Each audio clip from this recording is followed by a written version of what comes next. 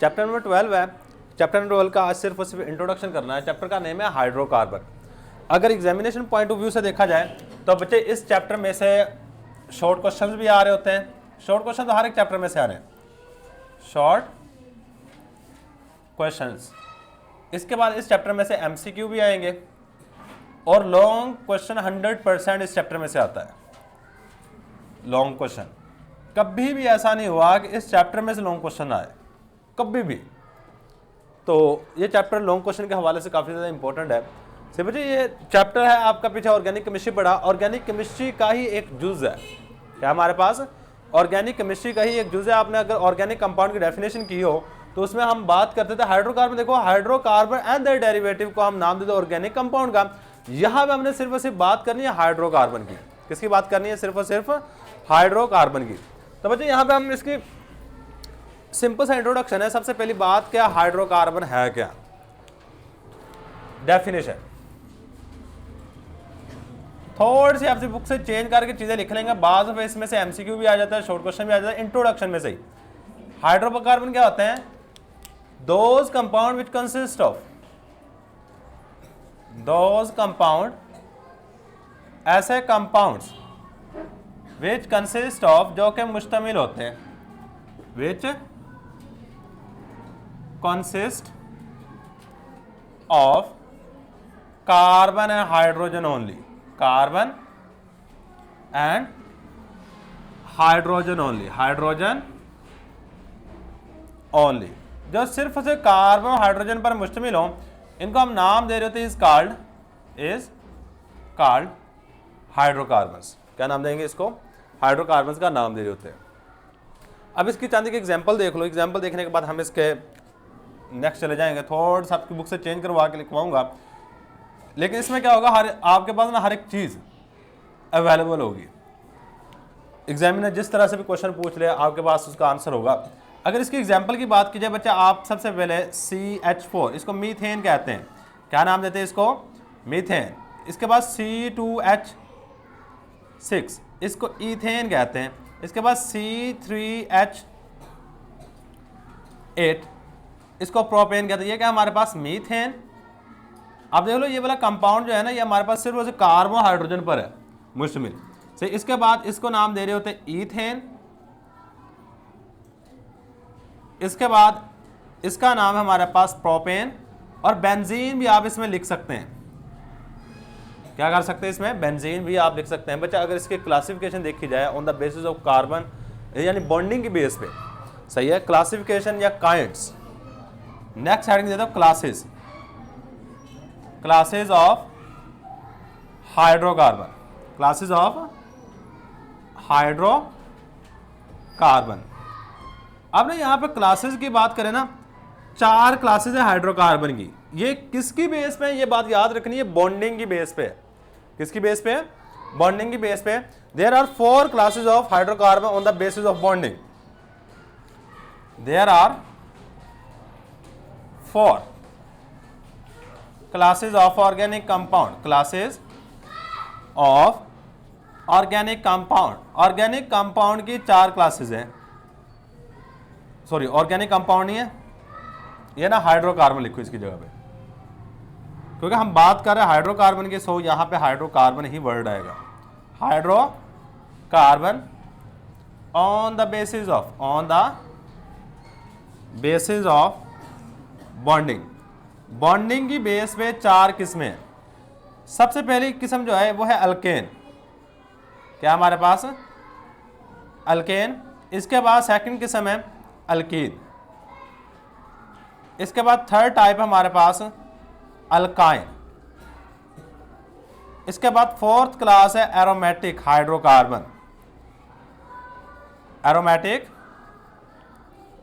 Hydrocarbon में ये 4 किस्में। पहली 3 किस्में इस चैप्टर के अंदर हमने डिस्कस करनी है, अल्केन, अल्कीन एंड अल्काइन। अब अल्केन में बात करेंगे तो बच्चे सिंगल बॉन्ड होता है, अल्कीन में डबल बॉन्ड होता है, अल्काइन में ट्रिपल बॉन्ड होता है, जबकि एरोमेटिक हाइड्रोकार्बन में कॉन्जुगेटेड, या फिर आप ये भी कह सकते हैं, कॉन्जुगेटेड वर्ड अच्छा है, कॉन्जुगेटेड डबल बॉन्ड। अब कॉन्जुगेटेड डबल बॉन्ड से क्या मुराद है कि एक डबल होगा, फिर सिंगल होगा, फिर डबल होगा, फिर सिंगल होगा, फिर डबल होगा। इसको कहते हैं कॉन्जुगेटेड डबल बॉन्ड। क्या नाम दे रहे होते हैं? Conjugated double bond. अब थोड़ी थोड़ी बात लिख लेंगे। अल्केन में क्या होता है? Alkane have single bond, alkyne have double bond. सही है, ये सारी की सारी हम बातें यहां पे लिखेंगे। अल्केन में क्या होता है? अल्केन हैव, अल्केन रखते हैं only single bond, only single bond. Alkane में बॉन्ड सिंगल होता है। Alkyne have double bond, double bond. इनमें एक कम से कम डबल बॉन्ड होगा। सही। और अल्काइन में, अल्काइन हैव ट्रिपल बॉन्ड, और अल्काइन में ट्रिपल बॉन्ड होता है कार्बन कार्बन एटम के दरमियान में। और एरोमेटिक हाइड्रोकार्बन में डबल बॉन्ड होता है लेकिन कॉन्जुगेशन में होता है। कॉन्जुगेटेड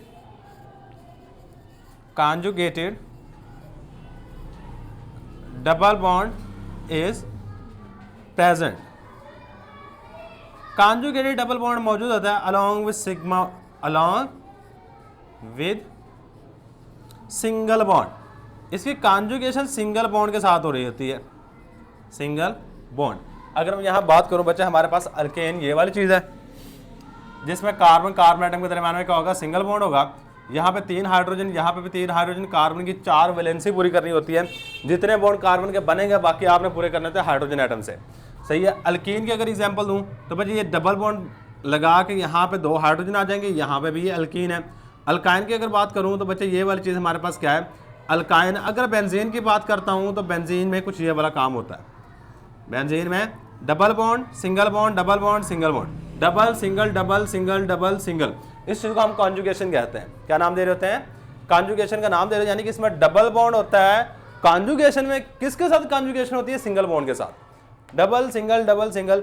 और ये चीज़ है हमारे पास 4 क्लासेज है किसकी? हाइड्रोकार्बन की। बाज़ दफ़ा एग्जाम में क्वेश्चन MCQ एक दफ़ा आया हुआ था, वो how many classes of organic compounds hydrocarbons. सही। कितनी है हमारे पास? 2 3 4 5। अमूमन जो हमारे जहन में होता है वो 3 होती है मैक्सिमम, जब भी कहीं कुछ ना पता हो। हालांकि इंट्रोडक्शन में दे दिया है कि अल्केन, अल्कीन, अल्काइन। आपके इस चैप्टर में जो चीज़ें हमने बेसिकली पढ़नी है वो है अल्केन, अल्कीन और अल्काइन। एरोमेटिक हाइड्रोकार्बन हमने यहाँ पे नहीं पढ़ने। या आप जाकर पढ़ोगे 12वीं क्लास में, वहाँ पे एक पूरा 2 चैप्टर है इसके मुतालिक। सही है, वहाँ पे आप जाकर पढ़ते हो। लेकिन यहाँ पे आपने सिर्फ अल्केन, अल्कीन और अल्काइन को ही डिस्कस करना है। चलो जी, ये बात हो गई बच्चा। अब इसके बाद ना, क्योंकि मैं बात कर रहा हूँ हाइड्रोकार्बन की, किसकी बात कर रहा हूँ? हाइड्रोकार्बन की। इनकी कुछ जनरल कैरेक्टरिस्टिक्स लिख लो या जनरल प्रॉपर्टीज कह लो, जो भी आपका जहन कहता है। General characteristics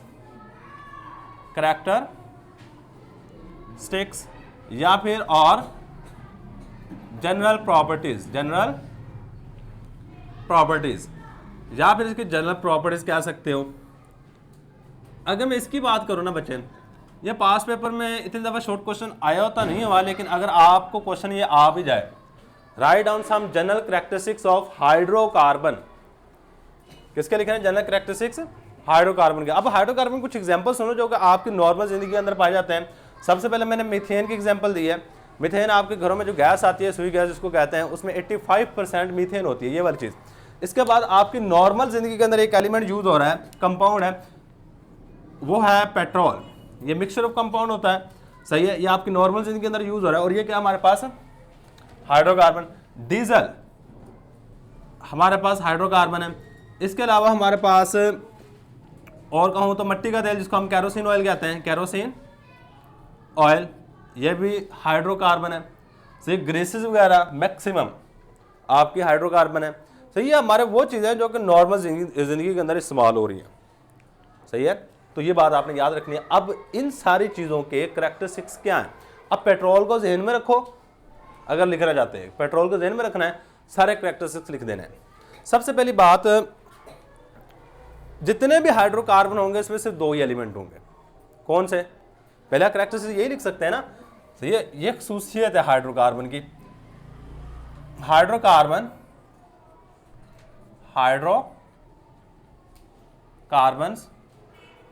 are only consist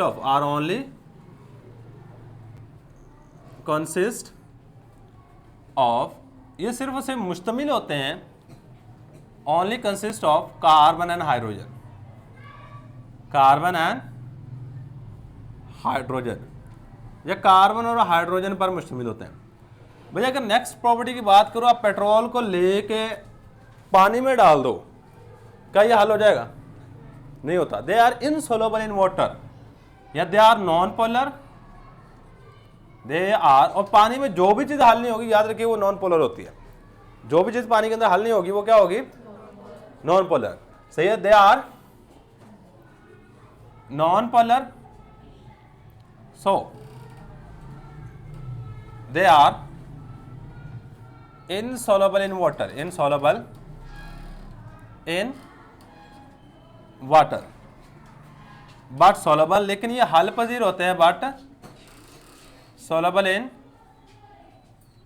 organic solvent, organic solvent, लेकिन ये organic solvent के अंदर हल होते हैं such as, जिस तरह के हमारे पास कुछ एग्जांपल हैं, such as CeCl4, carbon tetrachloride कहते हैं इसको।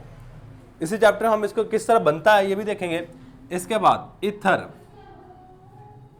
अल्कोहल, ETC, ये हमारे पास चांदी की एग्जांपल्स आ गई है।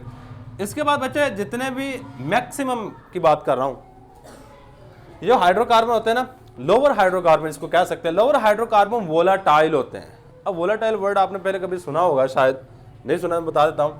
Lower hydrocarbon, lower hydrocarbons are volatile, are volatile. ये क्या होता है? वोलाटाइल होता है। अब वोलाटाइल क्या होता है, जरा वो इसको ना साथ में उर्दू में लिख लो थोड़ा सा।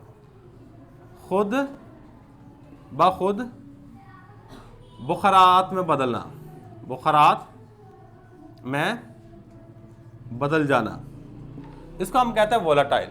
मसलन अगर आप पेट्रोल वगैरह लेकर रखते हो ना कमरे के अंदर, ग्लास के अंदर डाल के, ये थोड़ी देर के बाद सारे के सारे उड़ जाएगा। हाथ के ऊपर लगाओ, थोड़ी देर में सारे के सारे उड़ जाता है। इस चीज को हम नाम दे रहे होते हैं वोलाटाइल नेचर। क्या नाम दे रहे होते हैं इसको? वोलाटाइल नेचर का नाम दे रहे होते हैं। तो यही बात हमने यहाँ पे लोअर हाइड्रोकार्बन, सबसे मोस्ट इंपोर्टेंट है जो मैंने बात लिखी, लोअर हाइड्रोकार्बन। लोअर हाइड्रोकार्बन से मुराद ये है कि ऐसे हाइड्रोकार्बन जिसमें कार्बन की तादाद कम होगी, मसलन 2 कार्बन हो, 3 हो या 4 हो। अब इसके बाद क्या होता है, कहते हैं जिस तरह नंबर ऑफ कार्बन एटम बढ़ाते हो, इसमें 2 कार्बन है, नेक्स्ट कंपाउंड 3 कार्बन वाले लो, 4, 5, 6, 7, जिस तरह नंबर ऑफ कार्बन एटम बढ़ते हैं तो मॉलिक्यूलर मास बढ़ जाता है। और मॉलिक्यूलर मास बढ़ने से इनके मेल्टिंग पॉइंट बढ़ जाते हैं, बॉइलिंग पॉइंट बढ़ जाते हैं, डेंसिटी बढ़ जाती है, इनकी विस्कोसिटी बढ़ जाती है। ये सारी की सारी चीजें बढ़ रही होती है किस चीज के बढ़ने से? Molecular mass. Next property, with the increase of molecular mass, molecular mass of hydrocarbon, hydrocarbon का मॉलिक्यूलर मास बढ़ने से following physical properties, following physical properties also increase, ये चंद एक फिजिकल प्रॉपर्टीज भी बढ़ जाती है। पहले नंबर पे इनकी डेंसिटी बढ़ जाएगी, विस्कोसिटी इनकी बढ़ जाएगी, इसके बाद मेल्टिंग पॉइंट, बॉइलिंग पॉइंट बढ़ जाएंगे, melting point and boiling point बढ़ जाएंगे, बॉइलिंग पॉइंट।